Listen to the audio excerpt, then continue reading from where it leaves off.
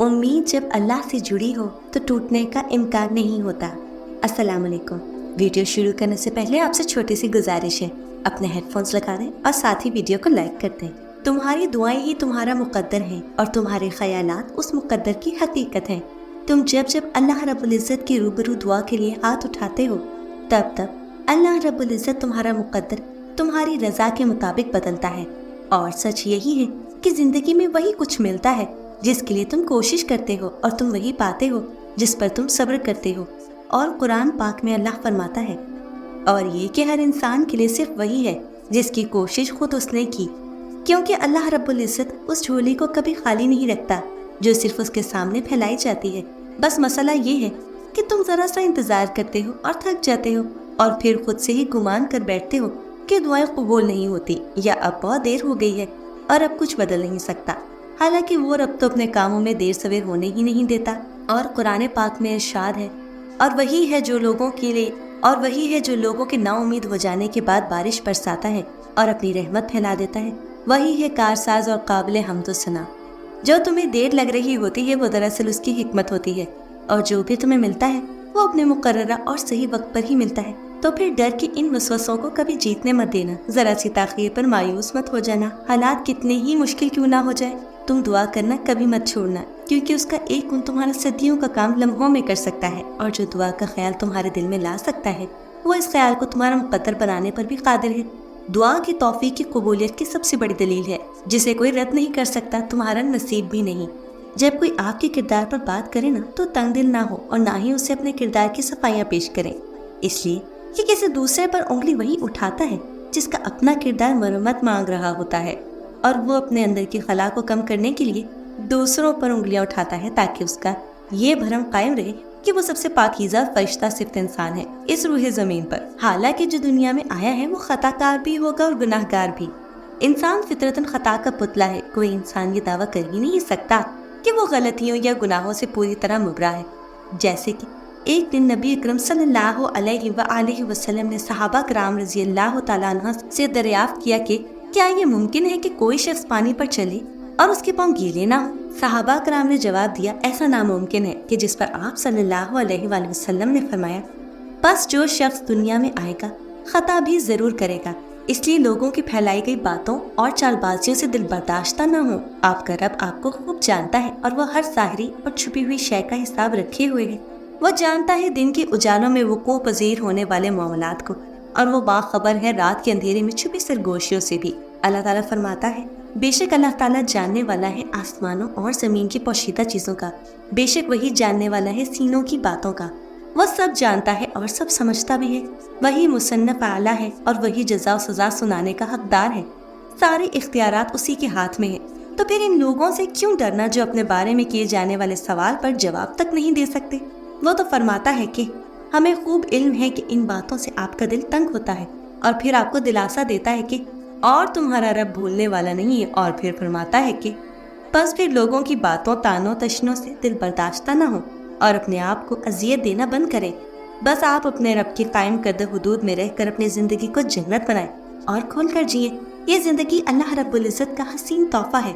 इसे इन लोगों के हाथों कठपुतली मत बनाएं जो इस पर एक तिनके जितना भी इख्तियार नहीं रखते। याद रखिए, आपका रब आपसे 70 मौत से ज़्यादा मोहब्बत करता है, तो फिर उस शख्स की औकात ही क्या जो आपसे नफरत करता है। जान रखो कि इस रब कायनात के लिए कुछ भी नामुमकिन नहीं। वो जो चाहे कर सकता है, उसे किसी की मदद या इजाज़त की ज़रूरत नहीं है। वो तो मुख्तार कुल कायनात है। उसके एक इशारे से मुकद्दर बदल जाते हैं। उसके एक गुण से हज़ारों तड़पते हुए दिल करार पाते हैं। वो तो ज़मीन और आसमान का नूर है, तो फिर वो तुम्हारी ज़िंदगी में अंधेरा कैसे रहने दे सकता है। वो तो अपने नूर से तुम्हारी वीरान ज़िंदगी में रोशनियों की उजाले बिखेर सकता है। तो फिर तुम उसकी रहमत से नाउम्मीद कैसे हो सकते हो। नाउम्मीदी और मायूसी तो कुफ्र है, और जो कुफ्र करे उसको फिर किसी भी चीज़ में सुकून कैसे मिल सकता है। बेशक अल्लाह बड़ा ही कदरदान है इन आंसुओं का जो सिर्फ उसके लिए ख़ास हो। और तुम भी अल्लाह से अल्लाह को मांगा करो। जब रब तुम्हारा होगा तो सब तुम्हारा होगा। सुनो, जो तुम्हें अब तक नहीं मिला उसे तहज्जुद में मांग कर तो देखो।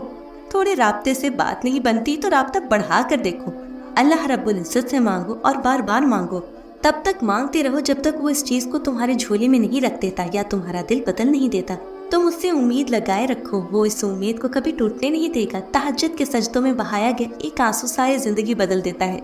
सच्चे दिल से मांगी गई बस एक दुआ नसीब पलट देती है। इरशाद बारी ताला है कि तुम लोग अपने परवरदिगार से दुआ किया करो, गिड़गिड़ा कर भी और चुपके चुपके भी। वाकई अल्लाह ताला इन लोगों को नापसंद करता है जो हद से निकल जाए। सुनो, जिस मामले ने तुम्हें बेबस कर दिया है उसको उसी बेबसी समेत अल्लाह रब्बुल इज्जत के सुपुर्द छोड़ा। और जब कोई मामला अल्लाह रब्बुल इज्जत के सुपुर्द कर दिया जाता है तो उस पर बहस नहीं की जाती, बल्कि तब अल्लाह रब्बुल इज्जत पर कामिल भरोसा किया जाता है। फिर तो बस बड़े अदब से हाथ फैलाए जाते हैं और इल्तिजा की जाती है। फिर तो मुस्कुराते हुए अश्कों के दरिया बहा दिए जाते हैं। अल्लाह रब्बुल इज्जत फरमाते हैं कि जब किसी काम का इरादा कर लो तो मुझ पर भरोसा रखो।